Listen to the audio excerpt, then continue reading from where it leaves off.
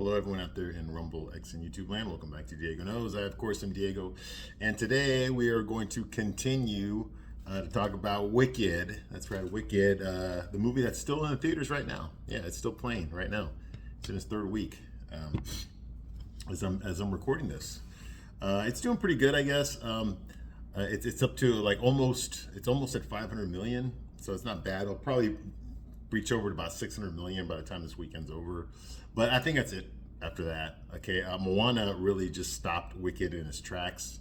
Okay, and then with the help of Cynthia Erivo, the star of Wicked, okay, and her comments against the fans over a stupid fan-made poster. It wasn't even like a legitimate piece of promotional material. It was just a fan-made poster that person that did it put it online, and she took such offense to it that she had to call out the racism and the homophobia and the sexism and all that kind of stuff, even though we don't even know the ethnicity or the gender of the person that made that poster. Okay, and it's just, this is not how you promote a movie. Okay, and then you add on top of that her and Ariana Grande are doing this press tour where they're crying in front of the interviewers. Just crying while some gay person asks them about just basically puffing their Peter, metaphorically, of course, telling them how great they are and how empowering they are and how beautiful they are and how wise they are, basically just puffing their Peter, and they're just like, that's what I wanted, and they're just crying like a couple of fucking bitches that they are.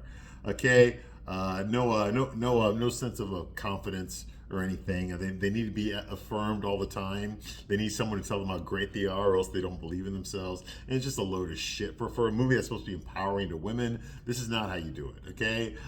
You're basically telling everyone, please compliment me. Please tell me how good I am, or else. And this is crap. It's a load of crap, okay? So the PR-wise, it sucks, okay? And then you got another thing, okay, which some of you probably already know about it, okay? They issued... They issued a license for this movie for some action figures, okay, some dolls, okay, right before the holiday season, okay, how convenient, right? And so they released a whole bunch of action figures. That's what boys call it, okay, girls is dolls, okay. They released a bunch of dolls of the characters from this movie. You've got Elphaba there, Glinda there, also all the characters in there. Madame Morrible, the wizard. They're all there as these prestigious action figures. Okay, they're pretty expensive. I think they're like $50 each or something, right? Or they were. Okay. Well, on the back of the box, now you remember who's buying this stuff. Okay, it's going to be gay guys, but mostly it's going to be little girls. I mean, I don't know any women that have action figures. I know like women that have like dolls, like as far as like like stuffed dolls, or like the kind of like Annabelle type thing, but not creepy. I know a few women that have that stuff, but not like action figures. Like I don't know any girl in the world that has like $200 or $300 Transformers in their room, posed in their room. Like I have that, okay, but I don't know any women that have that. All right. So obviously the market for this is going to be for diehard fans of the musical, diehard fans of the book, okay, and little girls, okay. I mean, it's marketed towards little girls, which means you're going to get a bunch of gay guys in there as well, okay, and that's just behind the camera, okay. You're also going to get them in front of the camera too. And in the audience, okay? So, okay, fine, make your money, okay? But the problem is that on the back of the box, there was a website there, which supposedly was for the Wicked movie, so you could go onto their official website, and be part of their promotion, all big budget movies do that. They have a website, and, well, the website on the back of the box was, I guess whoever printed out those boxes, they printed out the wrong website. Okay, they printed out Wicked, okay, which is actually a porn site. Okay, it's a porn site. Okay, so all these kids that actually went on, the website, because it said it on the back of this box, went straight to like, porn site. Okay, so a lot of the people got upset. A lot of the parents got upset about this, especially for those that were going to give this away as a present. And then, of course, the media found out about it and they reported it. So the company that was making this, okay, I think it was Hasbro, or it might have been Mattel. I don't know. Whoever makes, I don't know who made it, but anyway, it was either Hasbro or Mattel did this. They had to issue a recall on all the hundreds of thousands of these that they made because they were going to sell a lot of them. This is a big budget movie, you know? They were going to sell a lot. It's supposed to be like Barbie for this year. Like what Barbie was last year, you know, with the movie and all the new dolls that they came out with. That's what Wicked was supposed to be this year. Okay? And now they had to recall it all. Okay? So that means that the ones that are already sold, okay, the ones that are already out there, the price of them all went up. So they're all like $150 now, $180 now for one of those. Okay? Because you can't get them anymore because of the misprint. Okay? And apparently they got sued. The toy company got sued for this. How do you screw up that bad? I mean, seriously, how do you screw up that bad? This thing was produced, okay? It went to the factory, all right? Someone was in charge of proofreading this product, okay? And how do you screw up this bad? This should just tell you something right now, okay? They're not hiring quality people, okay? And this is just one example, okay? They're not hiring quality people to do these jobs anymore, for anything anymore. They're hiring based on immutable characteristics, okay? Which means that they have a checklist, okay? It's not about who's most qualified for the job. It's all about like what checkbox do they strike, okay? Okay, well, I'll give you a good example, all right? You know, we had the election recently. Obviously, Kamala Harris lost. And I was watching an interview with Bill Maher. Yeah, I watch every once in a while. You know, I like to get other people's opinions, you know. And I was watching an interview with Bill Maher, and they had William Shatner in there. Now, William Shatner is almost 100 years old, okay? And he just released a new Star Trek thing where they used CGI to de-age him. And it was really good. It was really good.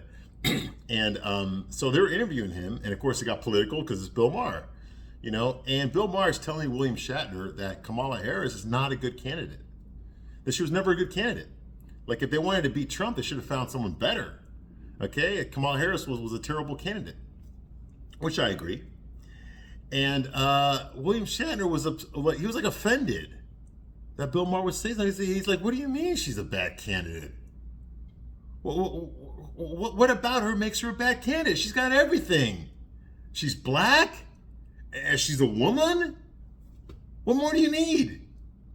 And that right there is why you know, we've lost so much quality. Okay, right there, because it wasn't about, you know, her experience. It wasn't about like what she could do. She has no experience of dealing with dignitaries. Her one job that Biden put her in charge of was the border, and she totally screwed that up. It's worse now than it was, you know, in 2020. Okay, you know, so like she doesn't have what it takes to do the job. Nothing to do with her gender or skin color or any of that stuff, or her sexuality or any of that stuff. It has everything to do with, can you do the job? You know, can you command respect from other countries? Okay, you know, because that's where it comes down to. Okay, do you have experience doing this? Can you do this? Have you proven yourself? And she clearly has not. But it didn't matter because she was black and because she's a woman.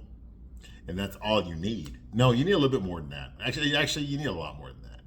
Okay, I don't care who the president of the United States, as long as they're qualified to do the job. Okay, as long as they're committed to making our country number one.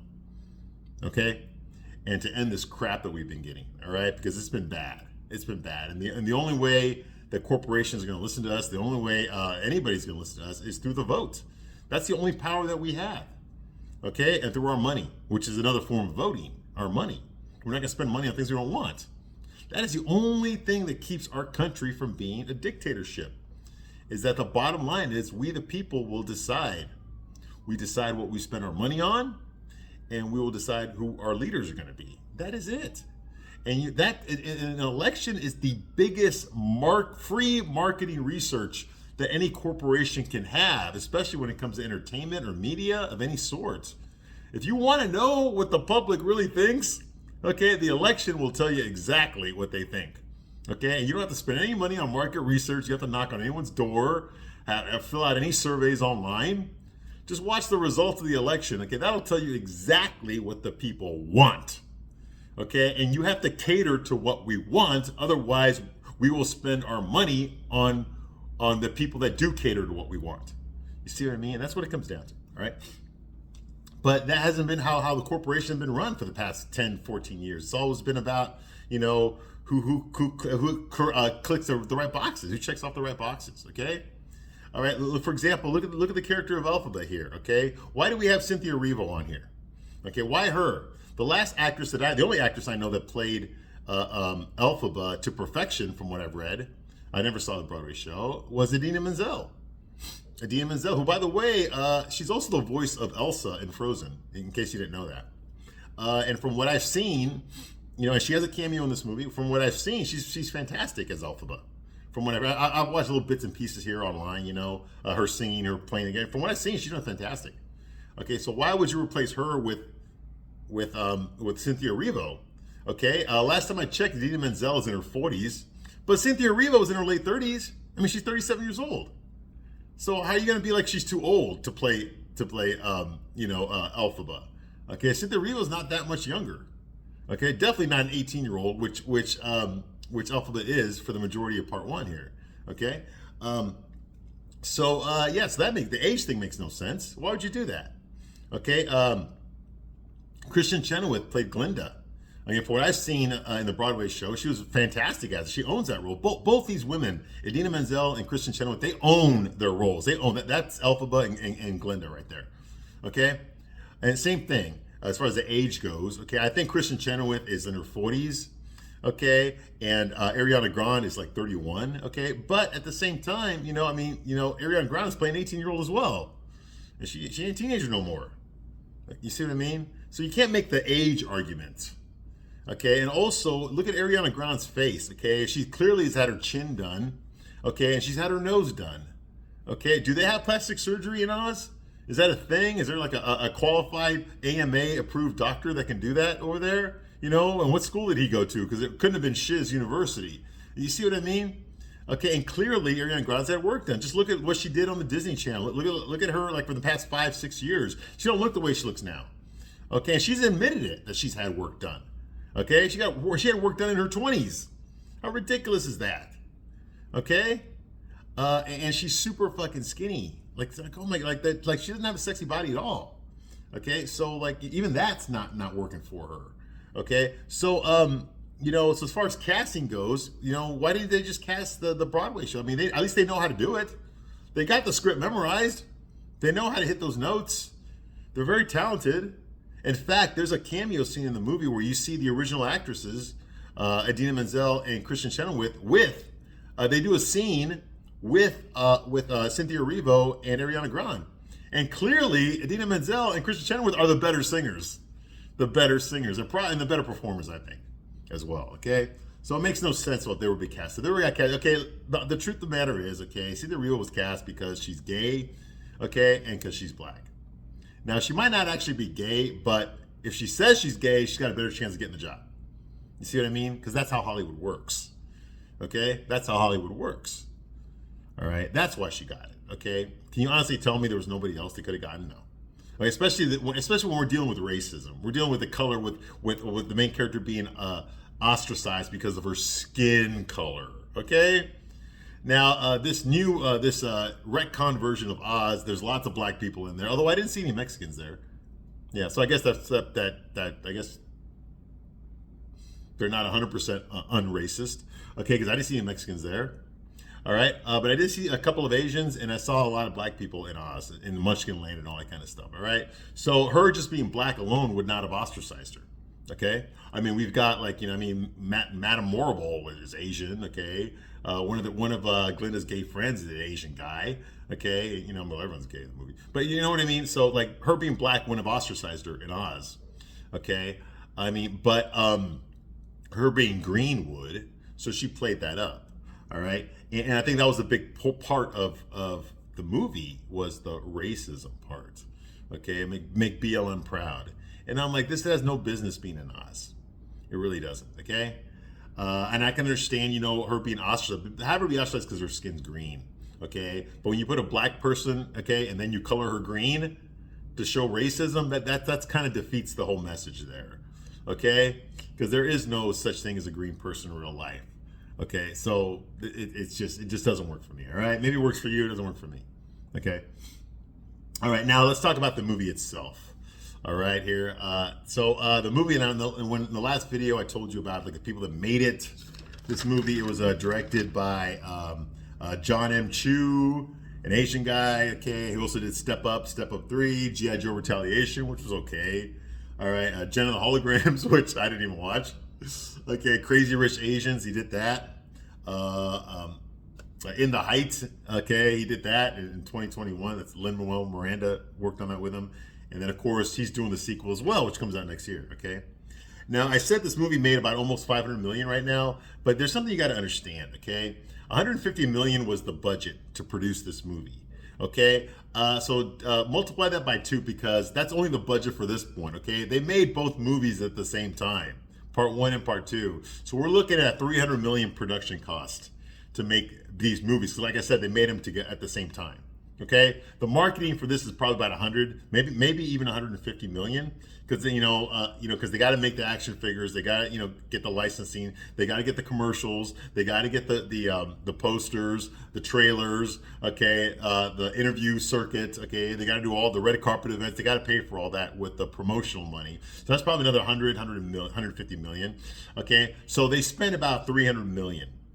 Okay, with marketing and with the actual production budget. Okay, that's just what they're admitting to. Okay, right now this movie is at about almost 500 million. Okay, so if you look at it that way, let's not forget that the theater gets half of that. Okay, so this movie needs to make about 800 million just to break even, and then everything after that's gonna be profit. Okay, this movie, there's no way in hell this movie's gonna do that, because like I said, its second weekend, Moana 2 killed it. Now, I know Moana 2 had a major drop-off because the movie does suck. I've seen it. It sucks. Okay? I didn't even like the first one, but the first one was a good movie. I didn't like it because it's not my type of movie. But I remember it. I remember the songs. I used to sing You're Welcome. That Maui sings, What do you say? I say you're welcome. I mean, I remember that song. Okay? There was no song I remember Moana 2. Okay? Like, there's nothing memorable about it. I can't even tell you for sure who the bad guy was in it. All right, honestly. Okay, but I remember Moana 1. I remember the island, the lava monster that turned out to be the island. Yeah, I remember that. Okay, so that right there killed Wicked Part 2. And now we're into the third week. It's just diminishing returns now. So I don't think it's going to make 800 million. Okay, so it's going to lose money. Okay, so there's that. Okay, so I think they lost a lot of money on this thing. All right. So there's that. Okay, now let's actually talk about the movie, okay, itself. Okay, the movie starts off with Glinda, okay, who is like, super, super thin. Ariana Grande is very, very skinny. I would even say borderline anorexic, or she's probably on Ozempic, to be honest with you. She's probably on Ozempic when she started filming, okay?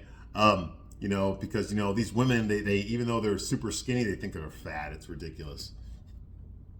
I don't know how girls can get that way and start thinking these things, okay? Ariana Grande is super slim, super skinny, like not even attractive skinny, okay? Like she doesn't have a body, okay? Think about someone like a Natalie Portman or something, where they have a beautiful face but no body, okay? Their body is really skinny. They have the body of a 13-year-old boy. Well, Ariana Grande has the body of a 12-year-old boy, okay? And like I said, her face has been done, okay? So she doesn't have a natural-looking face, okay? So, to make her the Good Witch of the North, Glinda, and she's not very good. I mean, she's not evil, but she's very full of herself, okay? Definitely in a way that Elphaba is not, okay? So you're actually rooting for Elphaba, you're not rooting for Glinda, okay? Which, doesn't really make sense, okay?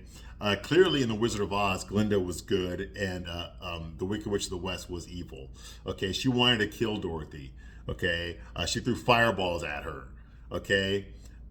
She tried to dope her up, she tried to roofie her, okay? She tried to set the Scarecrow on fire, okay? She did these things on purpose, okay? It wasn't a misunderstanding, okay? And Glinda was trying to help Dorothy, okay? She never appeared to have any sort of ulterior motives, or, she was there to offer a helpful hand when Dorothy needed to set her on her path and offer a helpful hand.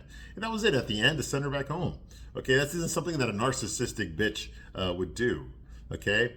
And the fact that she had no response to, was actually happy when that Elphaba died in the original Wizard of Oz makes no sense here. Okay, so there's a lot of contradictions. I know this is fan fiction. This is not official canon. L. Frank Baum's estate did not authorize this. This is just a gay guy, Gregory Maguire, who wanted to write his own version of the Wizard of Oz. Okay, he took the novel, he took the movie, mostly the movie. Okay, and whatever he didn't like, he just retconned it, so to fit his own narrative. Okay, you see what I mean? Okay, so that's what he did. All right, which unfortunately started a trend of this happening in a lot of media because they turned Elphaba good in the book Wicked. Okay, they started doing this to other characters as well. That's why Venom, the Venom movies. That's why Venom is a good guy when he's supposed to be a bad guy. Okay, that's why even like Cruella de Vil, the movie Cruella that came out a couple of years ago. Okay, with Emma Stone. Okay, they turned Cruella, who was a puppy-killing psychopath, they made her into just a misunderstood woman. She's only a bitch because she had a traumatic past. Okay, but she's actually a good person. You see what I mean? And that's a load of crap. All right, same thing they did with Maleficent. Same thing. Okay, the bitch that tried to kill a little girl. All right, no, it was a misunderstanding. She tried to take it back. She actually raised the girl and loved her more than those fairy nannies did. And the reason she did it is because she had a traumatic past. So feel sorry for her. You see, this is a load of crap. It's a load of crap. Just let the bad guy be a fucking bad guy. All right? And the Wicked Witch of the West was a bad guy.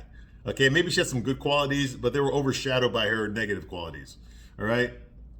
So anyway, the movie opens up with Glinda. She shows up there, all skinny. Okay, explaining that the Wicked Witch of the West is dead. Okay, and monkeys are flying around. The blue flying monkeys are everywhere. Okay, everyone is celebrating this. Okay, you've got these little munchkin kids who are actually normal sized. They're running through these fields that are all like rainbow colored fields. They don't exist in real life. And they're all screaming, "The Wicked Witch dead! Hey, the Wicked Witch dead! Ah!" Everyone's excited that somebody died. Somebody was murdered. Okay. I know she was evil or whatever, okay, or at least her PR team promoted her as evil. There's posters of her being evil, showing her off as evil, okay. I mean, you talk about a PR campaign right there. The Elphaba had the biggest one on Oz, man. Everybody saw her as evil, and her sister too, okay. So everyone's cheering about this, about Elphaba being murdered, okay. We see it starts off with the hat. We see the hat that she wears, I don't know what it's called. Okay, but you see there underneath a puddle, on top of a puddle of water, so clearly that's where Elphaba died. Okay, we already saw The Wizard of Oz, 1939. We know how all this went down. Okay, they're reporting it as if it's on the radio or internet or something like that, even though there is no radios or internet in Oz, but they're reporting it that way, which makes no sense. Like I said, there are no radios in Oz. There's no electronic devices in Oz. Okay, but we're hearing it like it's a news broadcast, right? Which I thought was kind of weird. Okay, no, it is weird. It is weird. Okay, now just so you know, in the Broadway show, Elphaba faked her death. She wasn't dead. She faked it. Okay, which they're probably going to do in part 2. It's going to turn out that Elphaba's not dead at all. She just faked her death. Okay, that's what I think happened. All right. So we see this panoramic view of Oz. Okay, it starts off right there with the puddle of water with the Wicked Witch of the West's black hat on there, and then it goes out the window. We see the flying monkeys, we see the kids running through the field, and you see the yellow brick road walking towards the Emerald City in the far distance. And of course, right there on the side, walking there, you see the protagonist from The Wizard of Oz. Okay, you've got the Cowardly Lion who's on all fours. Okay, you've got Toto there. You've got Dorothy holding Elphaba's broomstick. You've got the Scarecrow right there. You got the Tin Man. And they're all hiking on the yellow brick road, walking back towards Oz, just to give you a setting so you'll know exactly at what part of The Wizard of Oz the story takes place in, where it begins, all right? So it's the end. Elphaba's dead. Okay, mission accomplished. Dorothy, she's got the broomstick in her hand. She's walking back to the Emerald City to get her reward. Okay, for all of them to get their reward. Okay, so it's pretty cool. I actually like that part of the movie. All right, and just for the record, this movie's not terrible. Okay, that's the reason I'm not. It's not chick flick destruction. Okay, I'm still trying to figure out my feelings on it, but it's not a bad movie. I've seen a lot worse. Okay, despite all the things that I said about Cynthia Erivo, okay, I know she's a bitch in real life, but I'm gonna try to separate the artist from the art. Okay, and honestly, to be completely honest with you, no bias at all, I think Cynthia Erivo did an incredible job in this movie. There, I said it. Okay, she was very good.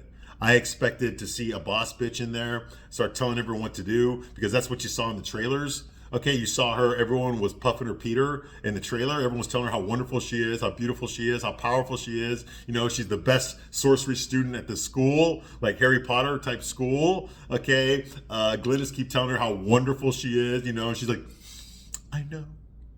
You know, all that kind of bullshit, all those empowering statements, her self-esteem statements. Everyone keeps telling her how great she is. You know, when you see the wizard in the trailer, he's like, like shitting himself, like he doesn't know what the fuck he's doing, like he's scared. Okay, and then you've got Glinda telling her, you know, or no, so Elphaba's telling her, it's the wizard who should be afraid of me. Like she has complete supreme self-confidence. She's full of herself. Everyone around her, she's in a bubble where everyone just keeps telling her how great she is, how powerful she is, how strong she is, how smart she is. You know, everyone from Miss Morrible, Madame Morrible, telling her how what an incredible sorceress she is. Oh my God, you're incredible. I know. You know, so I thought we were going to get that when I saw this movie. I thought we were going to get this bitch who's full of herself in a way that the character of Elphaba in the book was not that way. And we didn't. We actually got her. She's actually very similar to the way she is in the book. She's very humble.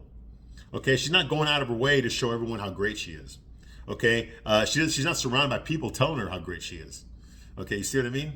So I was like, okay, so that humanized her, and I didn't expect that. So I was pleasantly surprised. And Cynthia Erivo, she's a good actress. She's a great actress in this. I've never seen her do anything else, but in this, she's actually pretty good. Okay, you know, she plays Elphaba very humble. Okay, she's not some boss bitch. She doesn't show. I mean, I'm sure she is that by the end of the story. By the end of the movie, she is. But in the beginning, she's not. Okay, she's actually trying to figure things out. She actually is. You know, she's not happy with her station in life, but it looks like she's accepted it. That people are always going to treat her differently. They're always going to feel sorry for her or make fun of her or all those kind of things. Like she's accepted that. Okay, and it's sad. It's sad because there's no fight in her. Okay, you root for her. You want her to overcome these things, okay? You want her to gain some self-esteem because she doesn't really have that much of it. And she gains it throughout the course of the movie, you know? But you root for her for that because she doesn't come in there, I'm a boss bitch, the way Glinda does. Glinda comes in there, I'm in charge. You know, this is my fucking school, okay? You know, Glinda does that, but Elphaba doesn't. And I thought that was good, okay? They kept her humble, all right? So clearly we're meant to like Elphaba and not Glinda, all right? So that shows up here, and Glinda, it's in the future now. Elphaba's already dead.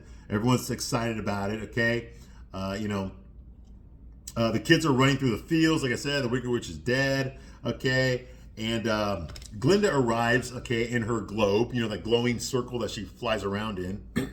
Okay, in her globe. Okay, and she's got her wand there, her magic wand, and her crown.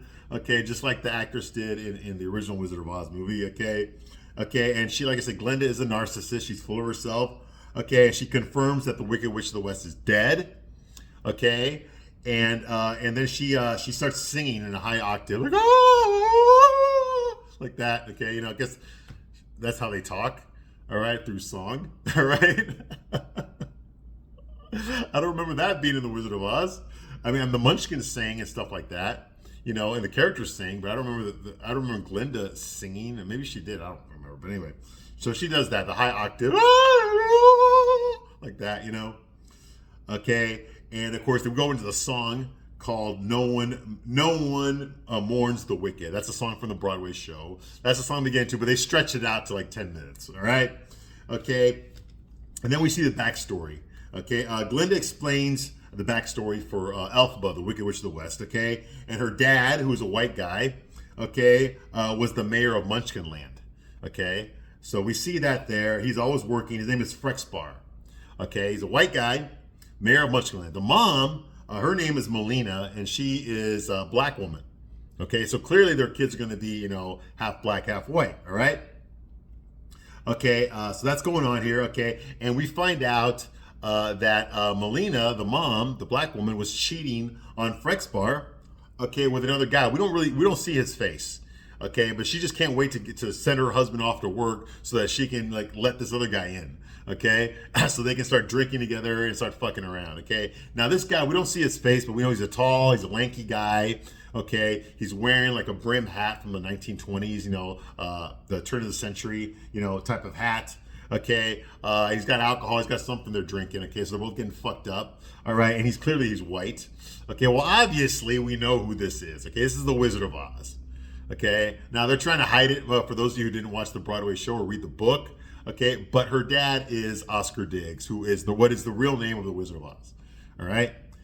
So that's who it is. Okay. Anyway, so this woman Melina is fucking the Wizard of Oz, and then later on she's gonna fuck another guy named Turtleheart, who's got red skin. Okay, and that's gonna be the biological father of Nessa Rose, Elphaba's younger sister. Okay, so basically Melina can't fucking stay faithful to her husband at all. Okay, she cannot stay faithful to her husband. Okay, she's gonna fuck around. Okay, and so she's fucking around this guy who she clearly likes him better than she does her own husband. Despite the fact that Frexar is the mayor of Munchkinland, all right? So she's fucking him, okay, and he's tall, skinny white guy, Jeff Goldblum, right? The wizard, duh, okay? And like I said, his face is obscured, okay? Now the mom gives birth, we flash forward, the mom gives birth with animals acting as midwives, and there's also some humans there that are like the nurses and stuff, all right? Okay, and she gives birth to a green baby, all right? Now, of course, Frexbar, the mayor, has no idea that this is not his kid. He thinks it's his daughter, okay? He does not think, even once question his wife whether or not she fucked someone else. He just assumes that's his daughter. He's the biological dad, okay? Even though the baby's green, okay? And the nurses that watch this, that are right there when Elpha was born, they decide just to get fucked up. They just start drinking. As soon as they see this green baby crying, they're like, oh, okay. The only one that gives a shit about this baby is a bear. Yes, a bear, a talking bear, okay, named Dulcibert, who acts as the midwife. And Dulcibert is the one that actually gives Elphaba love for the rest of her life, her growing years, okay, because she doesn't get any from her dad at all, okay. The man that she thinks is her dad, all right. So that's going on here, okay. The nurses get fucked up. Frexbar hates the baby, like I said. Elphaba is given care of Dulcibert, okay? The bear nanny, okay? And she gets crippled, okay? And she gets a crippled sister later on, okay? So her sister's in a wheelchair. Now in the book, Nissa Rose actually was born with no arms. Her skin was normal, but she was born with no arms, okay? So all she had was legs. She was not in a wheelchair, okay? She had no arms. But they can't really do that. What actress wants to tie her arms up on stage, right? So they changed the Broadway show to make it so she's crippled. All right. So that's what's going on here. And she's got normal skin, and she's half black, half white. Although, like I said, in the book, Turtleheart, who was a wanderer, okay, he was just going through Munchkinland on his way to somewhere, and he happened to stop at Frexbar's house and met Melina there and started fucking her, okay, behind Frexbar's back, okay. What do you call it? His name Turtleheart. He actually had red skin. So how is it their baby has normal color skin, but like the biological dad had red skin? Go figure. Anyway, so the crippled sister, her name is Nessa Rose, okay? And that's the first time we're introduced to the silver slippers, not ruby slippers, silver slippers, okay? All right, so the kids tease Elphaba. We see that, of course, she gets bullied by the other kids. Okay, so she unleashes her telekinetic powers like Carrie. Okay, when you piss her off, okay, as a little girl, Elphaba, you piss her off, all of a sudden, boom. Okay, she throws things at you with her mind.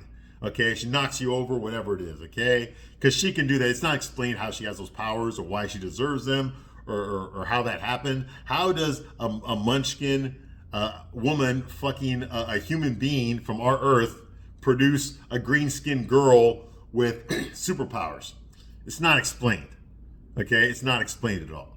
Anyway, so that's going on here. I guess because she's the chosen one. Okay, of course, they're all the fucking chosen one in these goddamn movies. All right, so she unleashed her telekinetic powers on them. Okay, and she couldn't do that in the book though. In the book, I don't think she had telekinetic powers.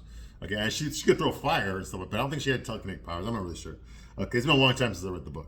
All right, anyway, so clearly Frexbar, the dad, okay, does not love Elphaba because she is green, not because he knows that he's not the biological father. Okay, he does love Nyssa though. He loves Nyssa Rose to death. Okay, dotes on her constantly. Okay, and in the book, he wasn't her real father either. Like I said, okay, it was Turtleheart, some Redkin guy named Turtleheart. All right. Okay, so that's the backstory. Okay, I'm gonna stop my review right here, but I'll be back shortly to continue my review of Wicked. I thank you for watching this long, and I'll see you soon on the next one. Bye.